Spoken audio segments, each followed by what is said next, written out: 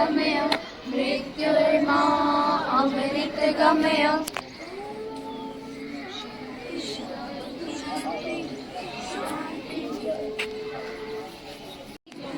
कुछ क्रियाओं का अभ्यास करेंगे थोड़ी थोड़ी देर। हमारे पास समय बहुत कम है। सबसे पहले हस्त संचालन, दोनों हाथ फोल्ड करेंगे छाती के अगल बगल में और एक ही स्थान पर पंजों के बल और प्रेस लगाएंगे, जिसे लगाते हैं जल्दी जल्दी। हमारा हस्त संचालन, दोनों बाजू आगे और पीछे से पैर जो है वो नीडल के साथ लगाने का प्रयास करेंगे। अपने जो जादू है उसको छाती के साथ लगाने का प्रयास करेंगे जल्दी जल्दी।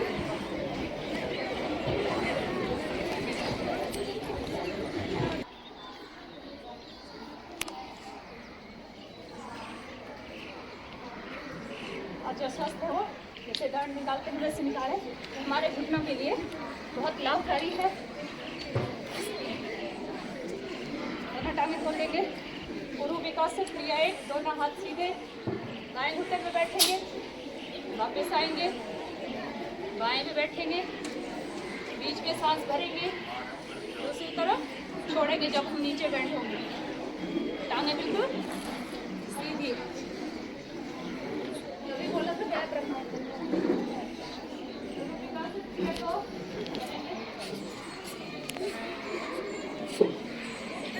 वापस आएंगे, अगला करेंगे दोनों हाथ कंधों के समानांतर, सांस भरते हुए पीछे, सांस छोड़ते हुए आगे।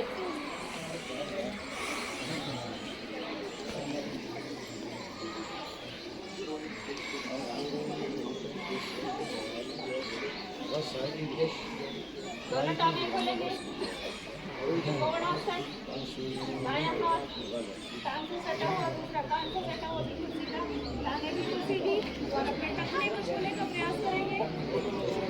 थोड़ी देर रुकेंगे। जिनकी कमर मोटी है, मोटे मोटे लोग हैं, वो 50 से 100 बार करें तो जो हमारी कमर है वो पतली हो जाएगी। जल्दी जल्दी करेंगे 5 से 10 बार।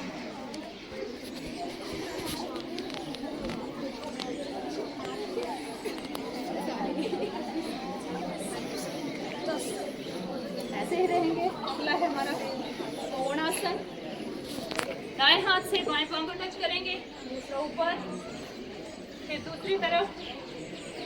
नीचे झुकेंगे तो सांस छोड़ेंगे, ऊपर आएंगे तो सांस भरेंगे।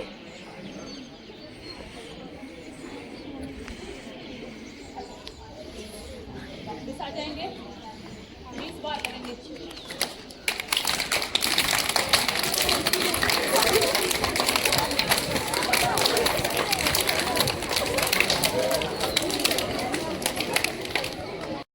दोनों हाथ कंधों के समानांतर ऊपर उठाएंगे, उंगलियों को क्रॉस करेंगे, हथेलियों का रुख आसमान की तरफ और पंजों के अपने शरीर को ऊपर की तरफ खींचेंगे।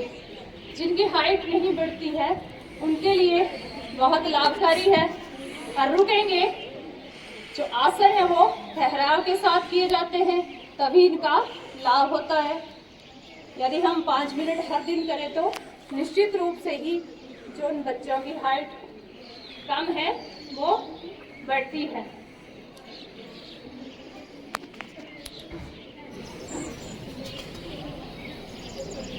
ताड़ासन जो है, इसके साथ हम भस्त्रिका भी कर सकते हैं। जैसे सांस भरना छोड़ना या ऐसे ही करना है तो जब तक हम अपने शरीर को ऊपर की तरफ खींचेंगे, ताड़ेंगे, तब तक सांस रोक के रखनी है। जब नीचे आएंगे तो सांस छोड़नी है। वापिस आएंगे। अगला है ताड़ासन। दोनों हाथ ऊपर, फिंगर आपस में क्रॉस, हाथ बिल्कुल सीधे और टांगे खोल लेंगे और दाईं तरफ झुकेंगे। नीचे अपने टखने को छूने का प्रयास करेंगे। टांगे बिल्कुल सीधी। वापस आएंगे, दूसरी तरफ भी। आओ जल्दी जल्दी।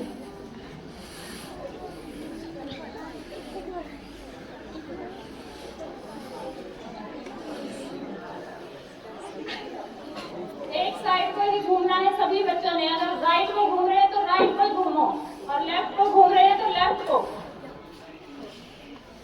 राइट को जा रहे हैं, कुछ लेफ्ट को जा रहे हैं। करो, पहले राइट को घूमो सभी।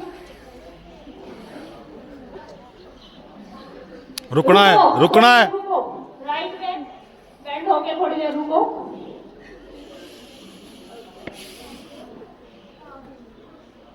वापिस आ जाओ दूसरी तरफ।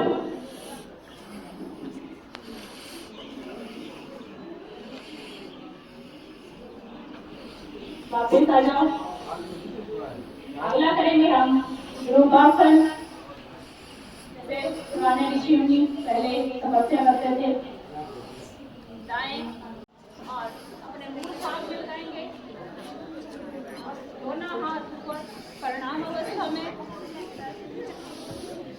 घुटने पे पांव को नहीं लगाना है, नहीं तो घुटना खराब हो जाएगा। या तो घुटने से नीचे या घुटने से ऊपर, घुटने पे पांव को नहीं लगाना है, बिल्कुल सीधे। ये जो ध्रुव आसन है, ये बच्चों में संतुलन बनाने के लिए, जैसे बच्चों का मन बहुत चंचल होता है, उसकी चंचलता को दूर करने के लिए बहुत लाभकारी है। करो, आप क्यों नहीं कर रहे हैं?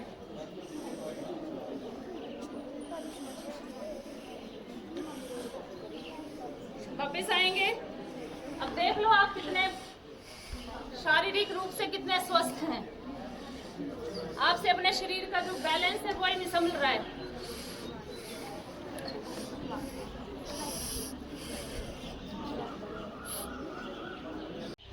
हथेलियों का रुख पीछे की तरफ, हथेलियों से अपनी कमर को सहारा देंगे और पीछे झुक जाएंगे जितना झुक सकते हैं। टांगें बिल्कुल सीधी।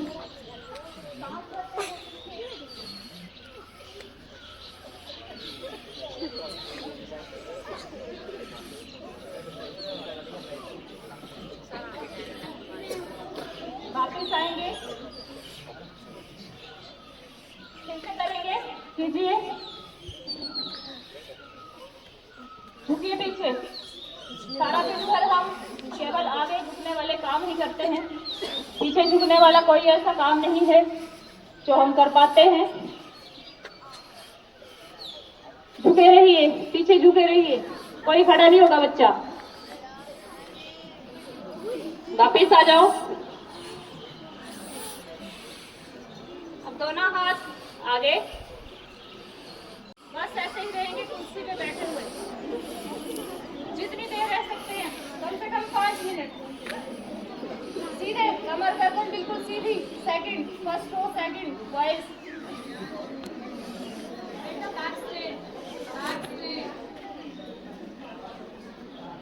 देखना है कितना जोर है आपकी टांगों में, खड़े नहीं होना है, मैं तो 10 मिनट करवाऊंगी फिर।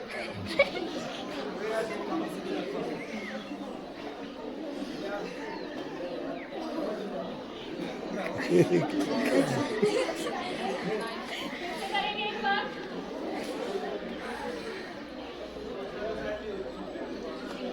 सोफे पे आ जाएंगे, नीचे होता है ना, से नीचे आ जाएंगे एरिया में, और बॉडी को ट्विस्ट करेंगे। ये कौन सा आसन है? मलासन।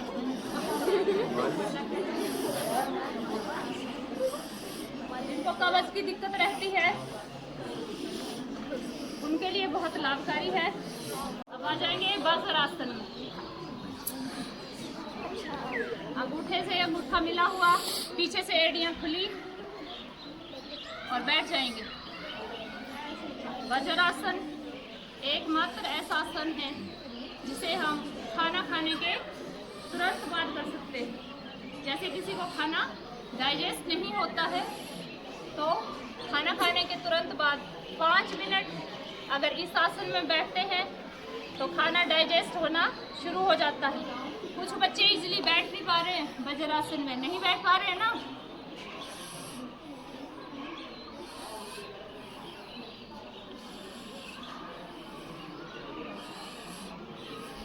स्ट्रोक लगाएंगे।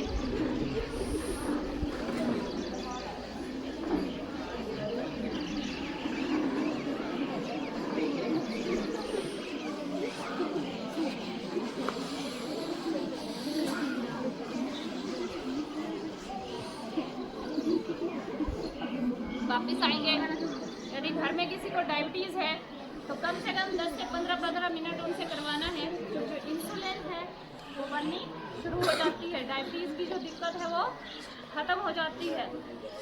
दोनों हाथ ऊपर उठाएंगे, सांस भरते हुए, सांस छोड़ते हुए नीचे सरसतासन, माथा जो है वो जमीन के साथ लगाएंगे।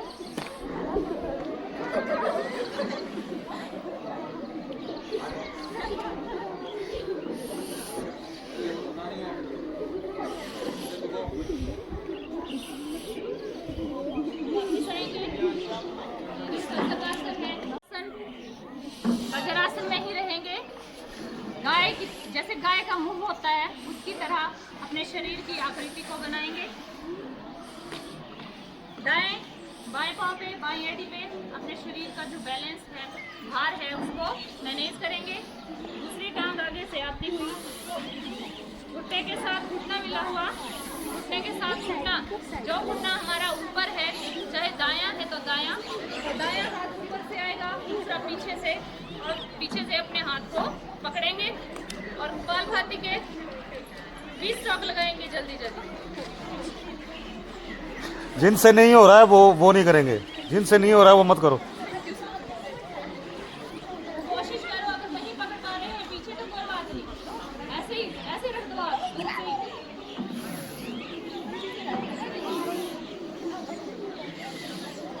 वापस आएंगे, इसको पीछे कर ले इसको। दंडासन में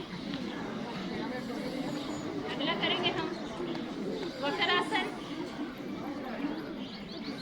दाएं पांव को फोल्ड करेंगे, दूसरा छाती के आगे से आता हुआ अपने घुटने को पकड़ेंगे और पीछे की तरफ देखेंगे और कपालभाति के 20 चौक लगाएंगे।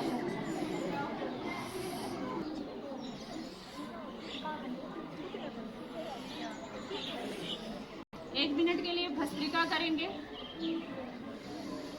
वायु मुद्रा लगानी है। जिसको बात पित्त कफ की दिक्कत हो, सर्दी जुकाम जल्दी होता हो, वो वायु मुद्रा लगा ले। सांस भरनी है 2 से 2.5 सेकंड में ही सांस छोड़नी है। जितनी देर सांस भरने को लगानी है उतनी ही देर में सांस छोड़नी है। Inhale and Excel. कमर गर्दन बिल्कुल सीधी, पेट अंदर की तरफ जाना चाहिए। जो गलत कर रहे हैं वो देखना, हाथ रखना अपने पेट में कि अंदर की तरफ जा रहा है कि बाहर की तरफ आ रहा है।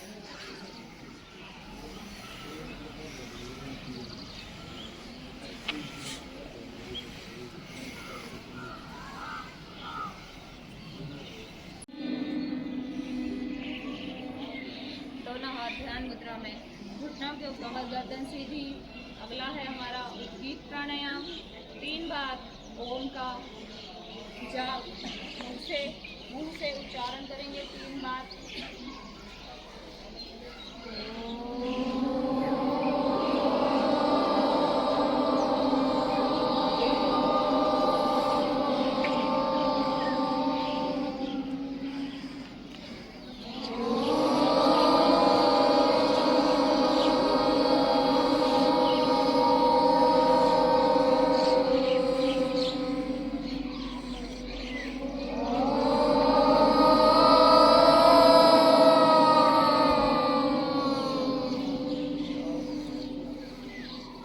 अंतिम प्राणायाम, प्रणव प्राणायाम। अपने शरीर को बिल्कुल ढीला छोड़ेंगे। जैसे हम बैठते हैं इजीली, बिल्कुल ढीला। ना सांस लेने पे बल देंगे, ना सांस छोड़ने पे। जैसे हमें पूरा दिन सांसें स्वतः ही आती हैं और जाती हैं। केवल अंतर्दृष्टा बन के अपनी सांसों को महसूस करेंगे कि कैसे हमें सांस आती है, कैसे बाहर जाती है, और अपना ध्यान आज्ञा चक्र में स्थित करेंगे। कुछ सेकंडों के लिए उस परम पिता प्रभु के चरणों में ध्यान लगाने की कोशिश करेंगे। जितनी भी हमारी सांसारिक चिंताएं हैं उनसे मुक्त होकर अपने ध्यान को केंद्रित करेंगे। और धरती पर भेजा इतनी सुंदर प्रकृति से नवाजा। प्रकृति में कई तरह के जो अमूल्य संसाधन हैं वो हमें मुफ्त में उपलब्ध करवाए, जिनके बिना हम जीवन की कल्पना भी नहीं कर सकते। और धन्यवाद करेंगे अपने अपने गुरुओं का, जिन्होंने हमें शिक्षा दी, पढ़ाया, संस्कार दिए। और सबसे बड़ा धन्यवाद अपने अपने माता पिता को, जिन्होंने हमें पैदा किया, हमारी परवरिश की, हमें अच्छे संस्कार दिए।